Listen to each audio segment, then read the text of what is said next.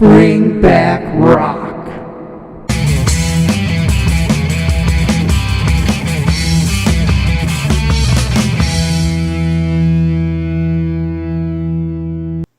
Hey, it's Dean and welcome to Bring Back Rock. Today we're going to tell you about a band that I only discovered recently. Maybe you missed them back in the day. They were called Melidian, Melidian. They're what I call a one and done. They had one major label release and that was it. The release came in 1989. It was called Lost in the Wild. There's a couple cool stories about them, so I'm going to share those with you, play you some samples, and then I'll catch up with you at the end. All right, let's talk about Melidian. We'll start with the lineup. The lineup on the CD is Chris Cade on vocals, Jason Lane on guitar, Eddie Wool on keyboards, Dave Clark Howell on bass, and Pete Green on drums.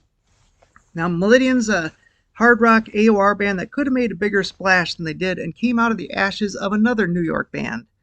Bass player Dave Clark Howell and vocalist Chris Cade were in the New York band Hellion, which released one album, Dangerous Maneuvers, in 1984, and a single, One Way or Another, in 1983, both on Stampede Records. They are not to be confused with Ann Boylan's Hellion that was making waves in LA and managed at the time by Wendy Dio. However, New York Hellion copyrighted the name in 1982 with the release of a 45. Things got quite heated in the press between the two Hellion camps. Now, following the breakup of New York's Hellion, Cade and Howell started work on a new project, recording about 20 songs, being produced by none other than Kiss's Ace Frehley, and featured Frehley collaborators Richie Scarlett and Anton Fig filling in on guitar and drums, respectively. Now, this apparently started out as a Hellion project, morphed into Cade 88 before eventually becoming Melidian, Melidian, a name given to them by famous psychic Yolanda Bard, the queen of psychics, famous for working with New York's rich and famous, as well as law enforcement, and appearing in Ripley's Believe It or Not. Story goes she was given a tape of the music by a club owner, came in the studio, touched the tapes and some posters, and predicted that the band would be signed by CBS Records. 4 days later, the head of CBS Record hears the tape and offers the band a deal. Crazy, right? But maybe not quite as crazy as it sounds. Yolanda may have helped the head of Columbia Records, holder of CBS Records, recover some stolen artwork. She may have mentioned her son was working with some rock bands, one of which was Melidian, and a meeting may have been granted as a courtesy. However things went down, she was an influential voice with a lot of people, and Melidian was indeed signed to CBS Records.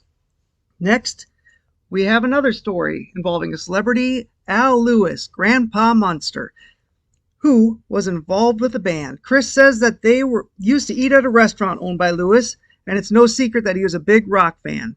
They shared their tape with them, and he loved it. Melidian's co-manager was a friend of Lewis's, and they partnered up doing a promo stunt where the band adopted Grandpa Munster on the steps of New York City Hall and took them on tour with them. Now, the excellent Rock Candy Records re-release of this album says first time available on CD, but I have found some promo CDs from back in the day that had the picture of Grandpa Munster on the CD label floating around out there on secondary markets. Okay, as soon as recording was done, drummer Peter Green left and was replaced by Kirk Henry. Now, Kirk was introduced to the band and recommended to the band by none other than Winger's Reb Beach. Reb Beach had tapped Kirk to join Winger if Rod Morgenstern had decided not to accept the offer to join. He also had the opportunity to join Raging Slab, but he chose Melidian instead. To support their album, Lost in the Wild, Melidian did a triple bill with Mitch Malloy and Tora Tora. Now, after Melidian broke up. After Melidian, Kirk and Eddie were in the band Red Belly together and signed to Elektra Records. Eddie later went into the production side as president of Scrap 60 Production, working with Anthrax and others. He is a 5-time Emmy Award-winning songwriter, producer, and mixer. So he did all right for himself after the band. I should also mention that Melidian did release one single and video for the song Ready to Rock. All right, it's music time. Time for you to hear a little bit from this band and decide what you think for yourself. And I'll catch up with you at the end of the video.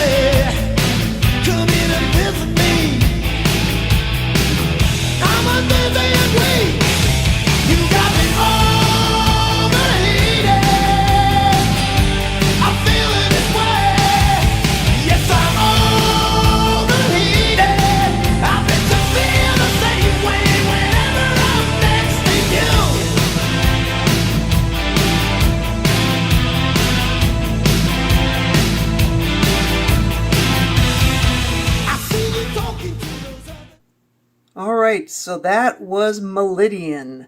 Where can you find them? You can find them on Spotify and other streaming services.